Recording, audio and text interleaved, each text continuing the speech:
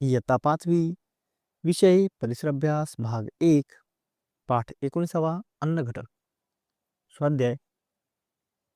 प्रश्न पहिला, काय करावे बरे? शरीराला पुरेशी प्रथिने मिळायला हवीत. उत्तर, दूध, अंडी, डाळी, कडधान्य यांसारखी प्रथिनयुक्त अन्न खावे. प्रश्न दुसरा, जरा डोके चालवा. रोज दूध प्यायला का सांगतात?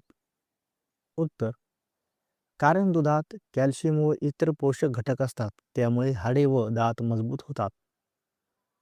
प्रश्न तिसरा, खालील प्रत्येक अन्न घटकाचे 2 स्रोत सांगा. अ. खनिजे, दूध, फळे. आ. प्रथिने, डाळी, अंडी. ई. पिष्टमय पदार्थ, भात, गहू. प्रश्न चौथा, रिकाम्या जागी योग्य शब्द भरा. अ. जीवनसत्वामुळे आपल्या शरीराला रोगांचा प्रतिकार करण्याची शक्ती मिळते. आ. कॅल्शियममुळे आपली हाडे मजबूत होतात. ई. गोड लागणाऱ्या अन्नपदार्थांमध्ये विविध प्रकारच्या शर्करा असतात. ई. सर्व अन्न घटकांचा योग्य त्या प्रमाणात पुरवठा करणाऱ्या आहाराला संतुलित आहार म्हणतात. प्रश्न 5वा, प्रश्नांची उत्तरे लिहा. अ. पिष्टमय पदार्थांच्या पचनातून मिळालेल्या साखरेचा शरीराला काय उपयोग होतो? उत्तर, पिष्टमय पदार्थाच्या पचनातून साखर तयार होते. ही साखर शरीराला ऊर्जा देते आणि शरीराची कामे करण्यास मदत करते. आ. तंतुमय पदार्थांचे स्रोत कोणते?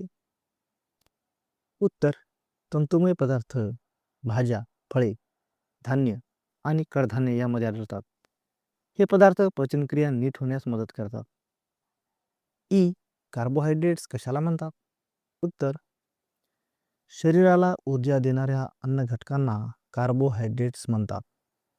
भात, गहू, ज्वारी, बटाटा यामध्ये कार्बोहायड्रेट्स असतात. ई. कुपोषण कशाला म्हणतात? उत्तर, शरीराला आवश्यक अन्न घटक योग्य प्रमाणात न मिळाल्यास शरीर कमजोर होते. या स्थितीला कुपोषण म्हणतात.